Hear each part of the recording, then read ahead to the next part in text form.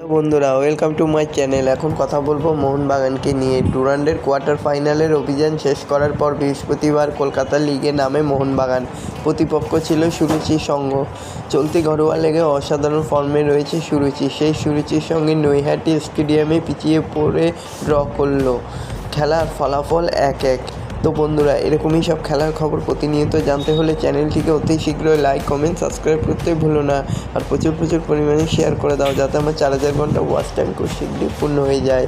তো বন্ধুরা, নিজেদের মধ্যে বোঝাপড়ার অভাব কিংবা মাঝমাঠ ও স্ট্রাইকারদের মধ্যে ঠিক মনোমালিন্য না মতের মিল না হচ্ছিল না হয়তো, যার জন্য সুযোগ কাজে লাগিয়েও এগিয়ে যায় সুরুচি সংঘ। প্রথমার্ধ শেষ হওয়ার ঠিক আগেই সুরুচির হয়ে গোল করেন জোসেফ হাকিম।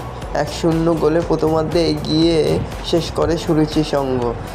তারপরেই দ্বিতীয় রাউন্ডে বিরতির পর